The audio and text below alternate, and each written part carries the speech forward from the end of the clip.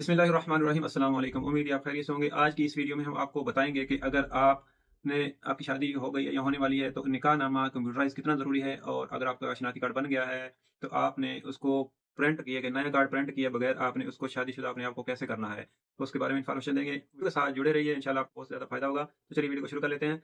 तो पहले ज़माने में ये होता था कि जब निकाह हो जाता था, और जो निकाह खां होता था वो सादा कागज़ जैसे एक फ़ॉर्मेट बना होता है, उस पर जो यानी कि आईडी जिसको बोल रहे हैं, ऐसे ही दस्तखत वगैरह करा के कंप्यूटर के बगैर वो आपको दे देता है निकाहनामा।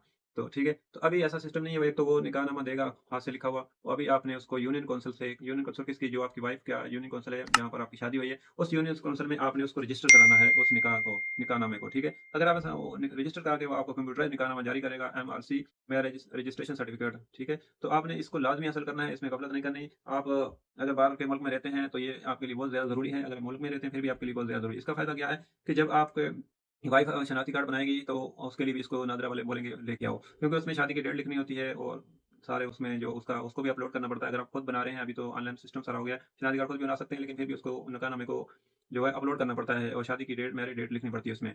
तो ये आपने लाज़मी करना है कि अगर अगर आप बाहर के मुल्क में छुट्टी जाएँ तो फिर भी इसको बनवा के आएँ। नहीं तो जो आप लेट करेंगे तो यूनियन कौंसिल थोड़ा आपको नहीं बना के देगा, या थोड़ी खिदमत ज़्यादा माँगेगा। तो आपने खुद की खिदमत करके इसको बनवा लेना, क्योंकि पाकिस्तान में कोई भी काम खिदमत के बगैर नहीं होता है।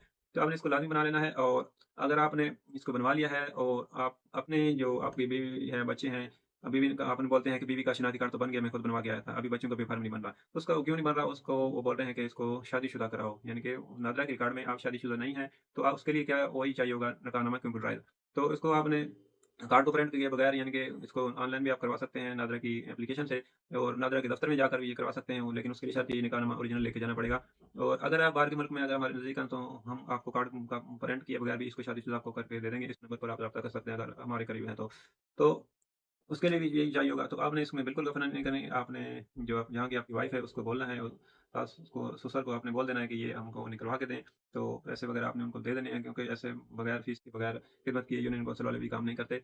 तो ये बहुत ज़्यादा ज़रूरी डॉक्यूमेंट है, इसमें बहुत ज़्यादा गफलत करते हैं। 10-10, 15-15 साल हो गए हैं, आदमी ये बनवाते नहीं है, और जब शनाख्ती कार्ड बनवाने जाते हैं या बच्चों का बेफ़र्म बनवाने जाते हैं तो नादरा वाले डिमांड कर लेते हैं। तो फिर इनको भागना पड़ता है, फिर बोलते हैं कि वो तो किधर है, इतने साल हो गए हैं, वो पहले वाला भी गुम हो गया है, जो हाथ से लिखा हुआ था निकाहनामा। तो बिल्कुल आपने इसमें गफलत नहीं करनी, इसको टाइम पर बनवाएँ और परेशानी से बचें। उम्मीद है वीडियो आपको पसंद आई होगी। वीडियो के मुतालिक फिर भी कोई क्वेश्चन हो आप कमेंट कीजिए, इंशाल्लाह हम आपको का जवाब देने की पूरी कोशिश करेंगे। मिलेंगे किसी नेक्स्ट वीडियो में। आपकी शुक्रिया, अस्सलाम वालेकुम।